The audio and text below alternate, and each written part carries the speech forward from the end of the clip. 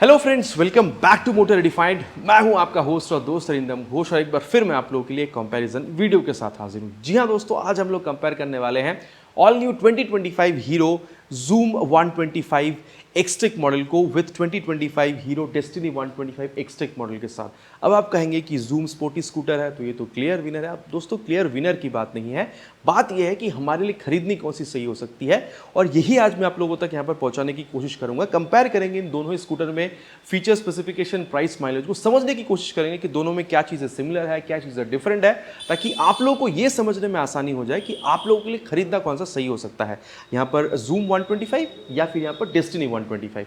और दोस्तों, आगे बढ़ने से पहले very special thanks to GP auto centre Krishnanagar for providing me the scooters, ताकि मैं आप लोगों तक यहाँ पर ये रिव्यू पहुंचा सकूं।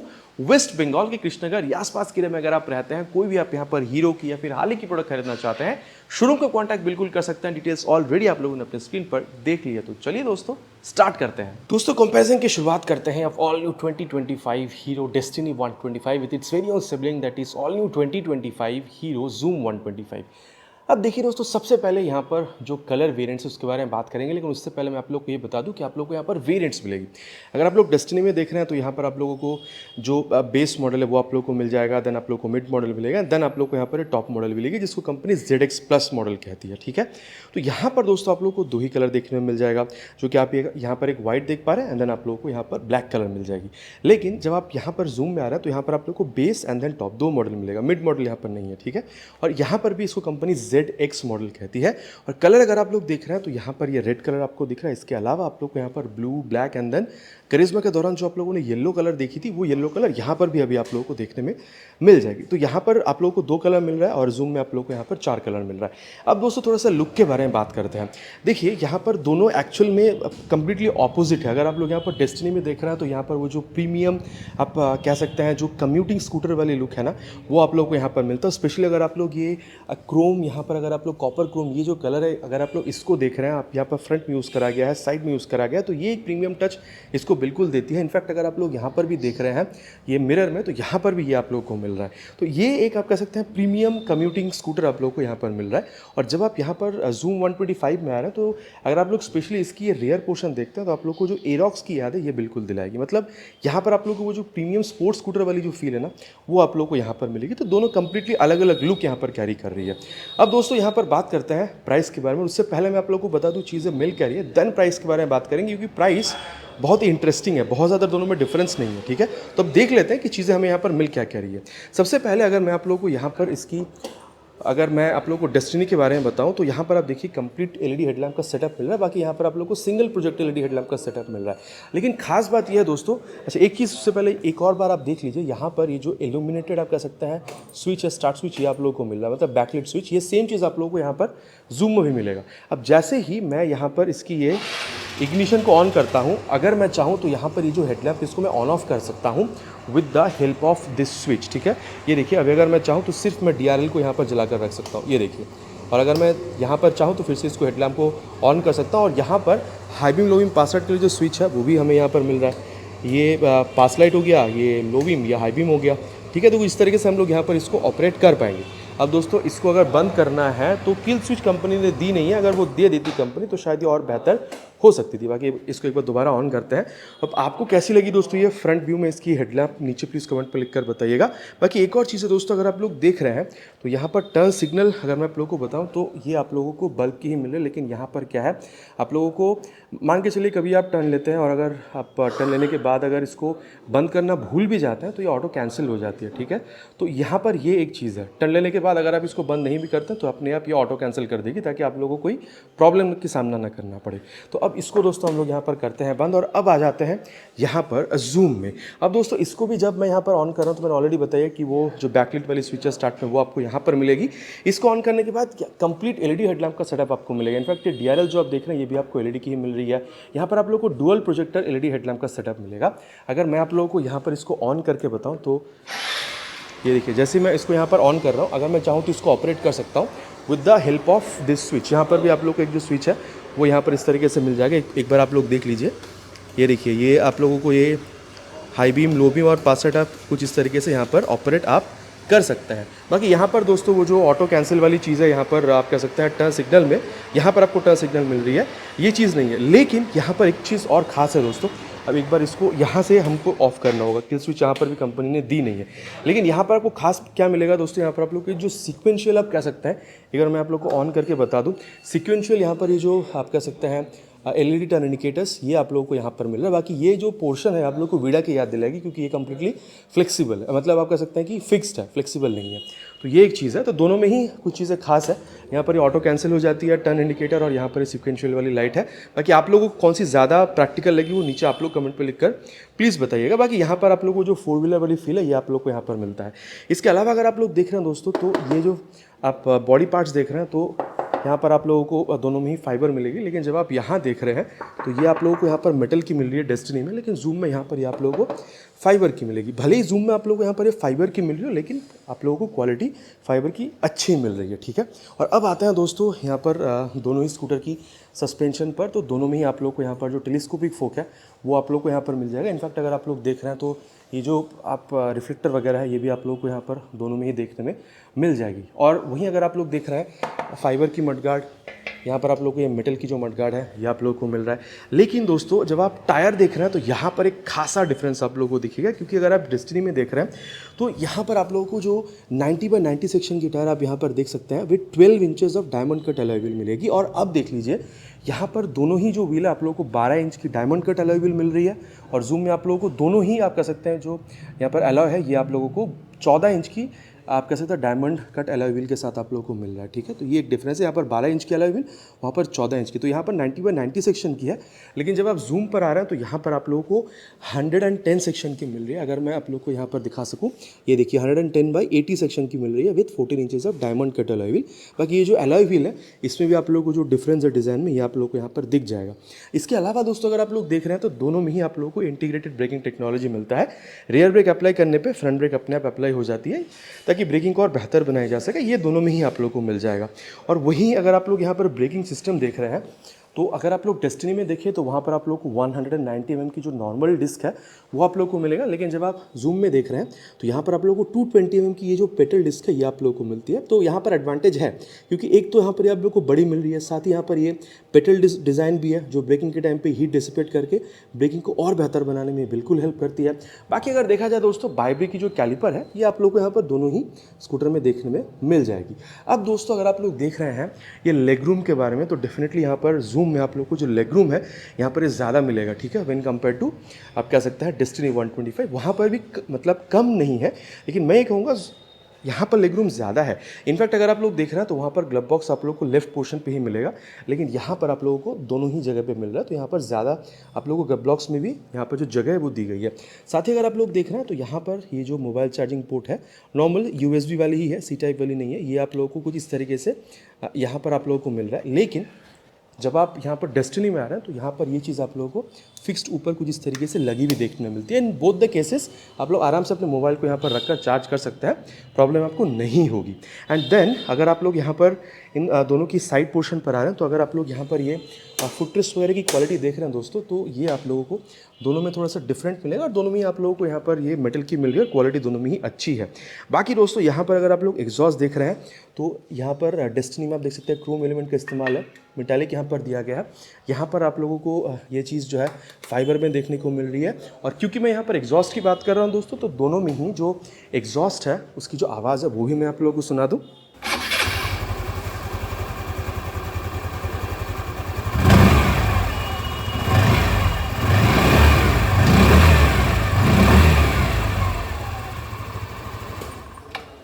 तो ये दोस्तों आप लोगों ने जो डेस्टिनी 125 एक्सटेक मॉडल है इसकी जो आवाज़ है वो आप लोगों ने सुन ली। और अब मैं आप लोगों को यहाँ पर जो जूम 125 एक्सटेक मॉडल है उसकी जो आवाज़ है वो भी मैं आप लोगों को सुना दूँ।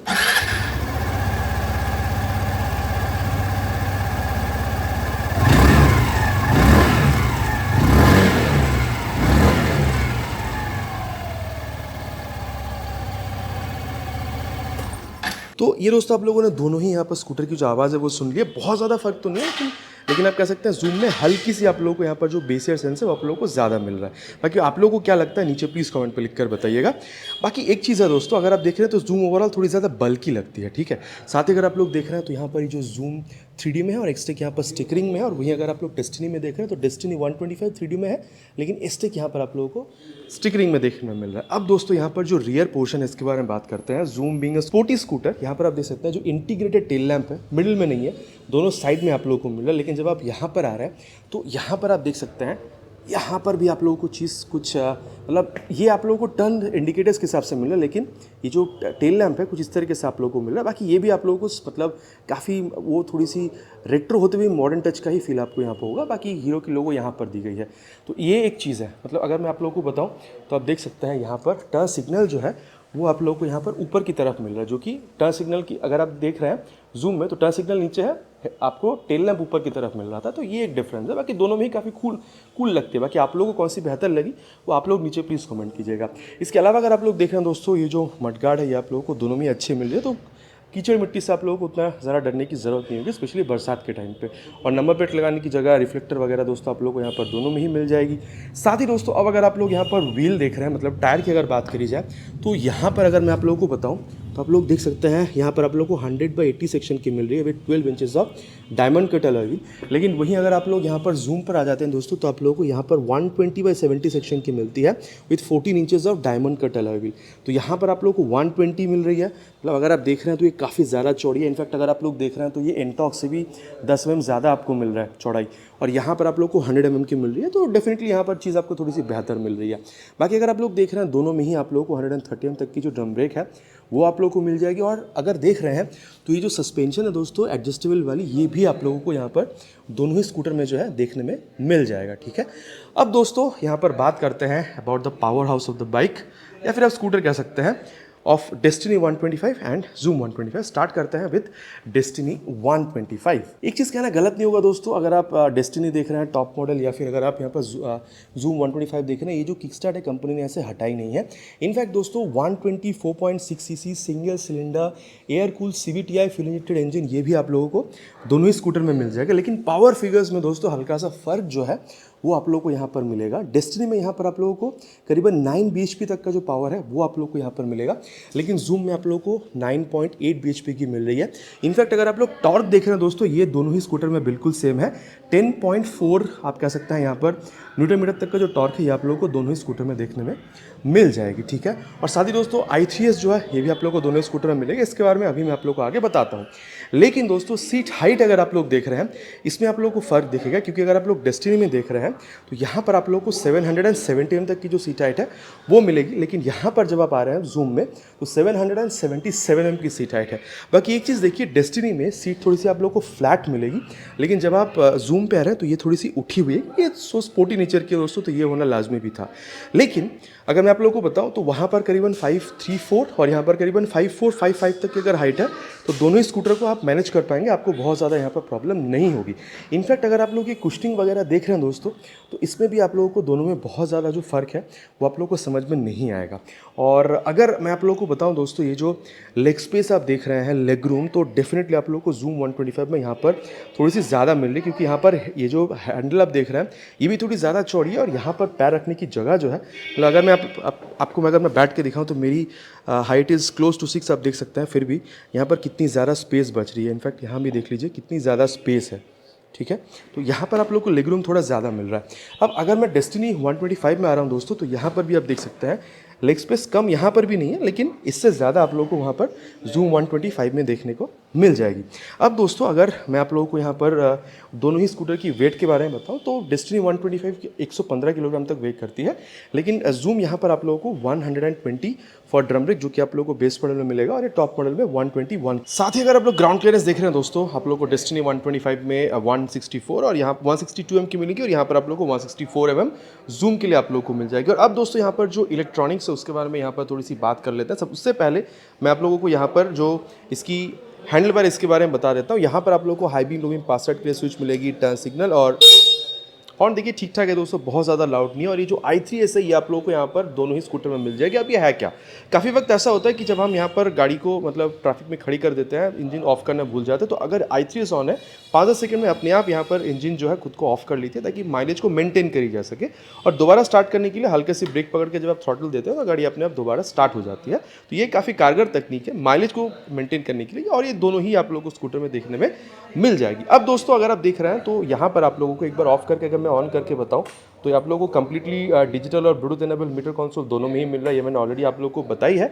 पूरा एक बार यहाँ पर ये स्वाइप लेती है, आप लोग को यहाँ पर ये जो फ्यूल गेज मीटर ये आप लोगों को बता रही है, टाइम है, देन ओडोमीटर है, स्पीडोमीटर आपको बता रही है, ट्रिप की जो डिटेल्स है वो आप लोगों को यहाँ पर दिखा देगी। ब्लूटूथ या फिर आप कह सकते हैं यहाँ पर ये जो डेट है ये आप लोगों को यहाँ पर ये बता रही है। देन एवरेज और ये डेट आप कह सकते हैं डिस्टेंस टू एम्प्टी जो है ये आप लोगों को यहाँ पर ये चीज़ बता रही है।